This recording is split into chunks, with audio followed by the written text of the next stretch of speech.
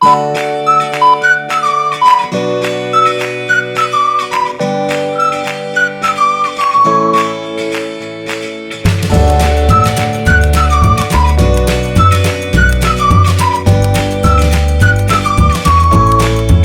Friends, welcome to knowledge world. આજે આપણે જોવાના છે 21 ડિસેમ્બર 2025ના ડેલી કરંટ અફેર્સ, જેમાં આજના દિવસના ખૂબ જ અગત્યના પ્રશ્નો અને સાથે સાથે તેને રિલેટેડ ટોપિક વિશે પર ચર્ચા કરીશું. તો શરૂઆત કરીએ આજના વિડીયોની.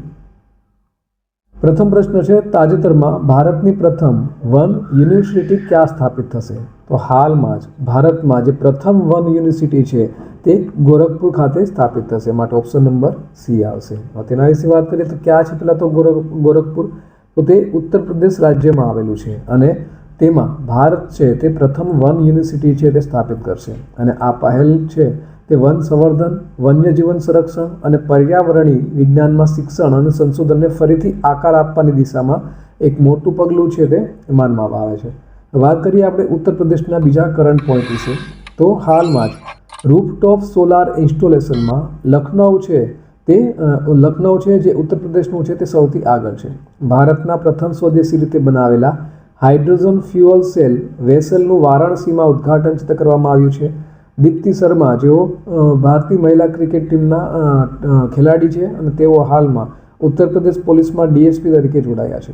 જલ જીવન મિશન યોજના હેઠળ ફરિયાદોમાં ઉત્તર પ્રદેશ છે તે આખા ભારતના બધા રાજ્યોમાં સૌથી આગળ છે. આઈઆઈટી રૂરકી અને ઉત્તર પ્રદેશ રાજ્ય સરકારે ખેડૂતો માટે કાર્બન ક્રેડિટ યોજના છે તે બહાર પાડી છે. ઉત્તર પ્રદેશ સરકારે મહિલાઓને રાત્રિ ફરજ માટે તેમની સંમતિ આપવાનો અધિકાર છે તે આપ્યો છે. અને જે આપણા રક્ષામંત્રી છે રાજનાથસિંહ, તેઓના દ્વારા લખનઉમાં ટાઇટેનિયમ અને સુપર એલોય મટીરિયલ પ્લાન્ટનું ઉદ્ઘાટન છે તે કરવામાં આવ્યું છે. નેક્સ્ટ જોઈએ તો તાજેતરમાં એરટેલ ઇન્ડિયાના એમડી અને સીઈઓ કોણ બન્યા છે? તો હાલમાં જ શાશ્વત શર્મા છે, જેઓ એરટેલ ઇન્ડિયાના એમડી અને સીઈઓ બન્યા છે. માટે ઓપ્શન નંબર બી આવશે. તેના વિશે વાત કરીએ તો સ્ક્રીન ઉપર જોઈ શકો છો, આ છે શાશ્વત શર્મા અને 1 જાન્યુઆરી 2026થી એરટેલ ઇન્ડિયાના એમડી અને ચીફ એક્ઝિક્યુટિવ ઓફિસર એટલે કે સીઈઓ તરીકે શાશ્વત શર્મા છે તેમની નિમણૂક કરવાનો નિર્ણય છે તે લેવામાં આવ્યો છે.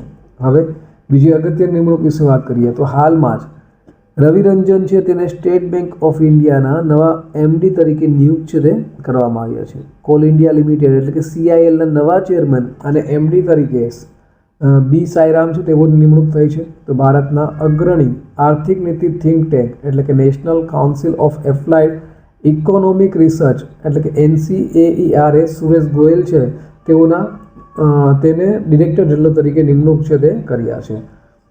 મેટા ઇન્ડિયા દ્વારા અમન જૈન છે તેઓને જાહેર નીતિના વડા તરીકે નિયુક્ત કર્યા છે. તો ગૂગલ દ્વારા AI ઇન્ફ્રાસ્ટ્રક્ચર માટે નવા ચીફ ટેકનોલોજીસ્ટ તરીકે અમીન વહદત છે તેઓની નિમણૂક કરાઈ છે. નીલ મોહનને 2025નો CEO ઓફ ધ યર છે તે ટાઈમ મેગેઝિને આપ્યું છે. અને ડૉક્ટર રેણુકા અય્યરને NCCNના ચીફ મેડિકલ ઓફિસર તરીકે નિયુક્ત છે તે કર્યા છે. તાજેતરમાં ગોવા મુક્તિ દિવસ ક્યારે ઉજવવામાં આવ્યો? તો દર વર્ષે 19 ડિસેમ્બરના રોજ આ દિવસ છે તે ઉજવાય છે. માટે ઓપ્શન નંબર સી આવશે. તેના વિશે વાત કરીએ તો ગોવા લિબરેશન ડે તે ગોવા મુક્તિ દિવસ છે તે 19 ડિસેમ્બરે દર વર્ષે ઉજવાય છે. અને આ દિવસ છે તે 1961માં ગોવાને પોર્ટુગીઝ શાસનથી મુક્ત કરવા માટે સશસ્ત્ર દળો દ્વારા કરવામાં આવેલા ઓપરેશન વિજયની સફળતાની યાદમાં છે તે આ દિવસની ઉજવણી થાય છે. તાજેતરમાં ડોપિંગ વિરોધી નિયમ ઉલ્લંઘનમાં કયો દેશ વિશ્વમાં ટોચ ઉપર છે? તો આપણો ભારત દેશ છે તેમાં ટોચ ઉપર છે. માટે ઓપ્શન નંબર બી આવશે. તેના વિશે વાત કરીએ તો આ માહિતી છે તે વર્લ્ડ એન્ટી ડોપિંગ એજન્સીના ટેસ્ટિંગ ફિગર્સ રિપોર્ટ 2024માં જાહેર કરવામાં આવી હતી. અને તેના દ્વારા સતત ત્રીજા વર્ષે ડોપિંગના કેસોમાં ભારતને વૈશ્વિક સ્તરે નંબર 1 ક્રમ છે તે આપવામાં આવ્યો છે. હવે ભારતના બીજા કરંટ પોઈન્ટની વાત કરીએ તો હાલમાં જ ભારતે તેનો પ્રથમ સ્ક્વોશ વર્લ્ડ કપ છે તે જીત્યો છે. ભારતે તમારા પૈસા તમારા અધિકારો અભિયાન શરૂ કર્યું છે. તો ભારતીય ટીમ દ્વારા FIH hockey men's junior world cup 2025માં બ્રોન્ઝ મેડલ છે તે જીત્યો છે. ભારત છે તે પ્રથમ વખત કોમનવેલ્થ ખોખો ચેમ્પિયનશિપ છે તેનું આયોજન કરશે. તો ભારતે 20માં યુનેસ્કો અમૂર્ત હેરિટેજ કમિટી સત્રનું આયોજન કર્યું છે. IMF એટલે કે ઇન્ટરનેશનલ મોનિટરી ફંડે ભારતની જે UPI છે તેને વિશ્વની સૌથી મોટી રિયલ ટાઈમ ચૂકવણી પ્રણાલી તરીકે માન્યતા આપી છે. તો ભારતે પોર્ટુગલમાં યોજાયેલી WFDF world beach ultimate championship 2025 જીતી છે અને ભારતની જે ચોન્ઝિન એગ્મો છે તે માઉન્ટ એવરેસ્ટ પર વિજય મેળવનારી વિશ્વની પ્રથમ અંધ મહિલા પર્વતારોહક છે તે બની છે. પ્રાદેશિક AI ઇમ્પેક્ટ કોન્ફરન્સનું આયોજન કોણ કરશે? તો આ જે કોન્ફરન્સ છે તેનું આયોજન છે તે ઓડિશા રાજ્ય દ્વારા કરવામાં આવશે, માટે ઓપ્શન નંબર બી આવશે. તેના વિશે વાત કરીએ તો ઓડિશા રાજ્ય સરકાર છે તે 19-20 ડિસેમ્બરના રોજ પ્રાદેશિક AI ઇમ્પેક્ટ કોન્ફરન્સ છે તેનું આયોજન કર્યું હતું અને આ જે પરિષદ છે તે ઇન્ડિયા AI ઇમ્પેક્ટ સમિટની તૈયારી માટેના વ્યાપક રોડ મેપનો એક ભાગ છે અને આ સિવાય પણ દેશના બીજા અન્ય 8 રાજ્યોમાં છે તે આ AI ઇમ્પેક્ટ સમિટ છે તે યોજાશે. અને ક્યાં છે તે 8 રાજ્યો?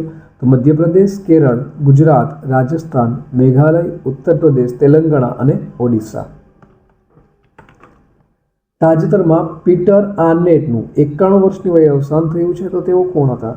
તો તેઓ એક પત્રકાર હતા, માટે ઓપ્શન નંબર ડી આવશે. તેના વિશે વાત કરીએ તો સ્ક્રીન ઉપર તમે જોઈ શકો છો, આ છે પીટર આર્નેટ અને યુદ્ધ સમયના રિપોર્ટિંગ માટે તેઓ જાણીતા હતા અને પુલિત્ઝર પુરસ્કાર વિજેતા પણ છે તેઓ. અને તેઓનું 91 વર્ષની વયે કેલિફોર્નિયામાં પ્રોસ્ટેટ કેન્સરથી અવસાન થયું છે.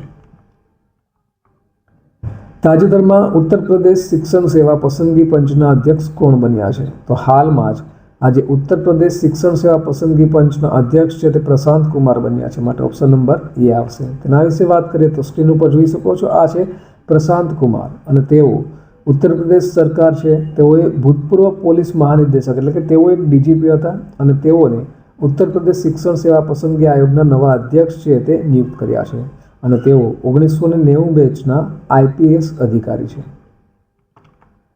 તાજેતરમાં કયા દેશમાંથી 8 બ્લેક કેપ્ચુન વાંદરાઓ આયાત કરવામાં આવ્યા હતા?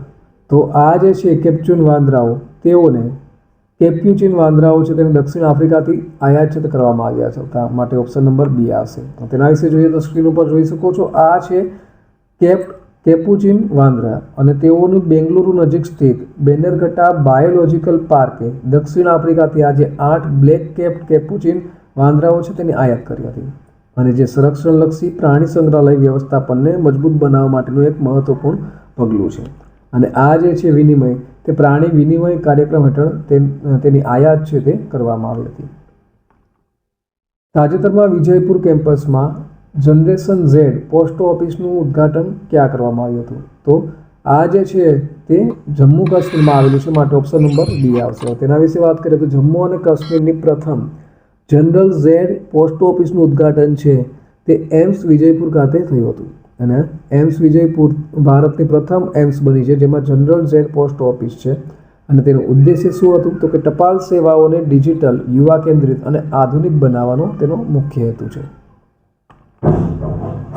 તાજેતરમાં કોલકાતા ટાઇગર્સ ટીમમાં કોણ જોડાયું છે? તો હાલમાં જ સૌરવ ગાંગુલી છે તેઓ કોલકાતા ટાઇગર્સ ટીમમાં જોડાયા છે, માટે ઓપ્શન નંબર બી આવશે. તેના વિશે વાત કરીએ તો સ્ક્રીન ઉપર જોઈ શકો છો, ભારત ક્રિકેટ ટીમના એક સમયના ભૂતપૂર્વ કેપ્ટન અને ઇન્ડિયન સ્ટેટ પ્રીમિયર લીગની 3જી સિઝન પહેલાં આજે ક્રિકેટ દિગ્ગજ છે સૌરવ ગાંગુલી, તેઓ કોલકાતા ટાઇગર્સ સાથે સહમાલિક અને માર્ગદર્શક તરીકે જોડાયા છે.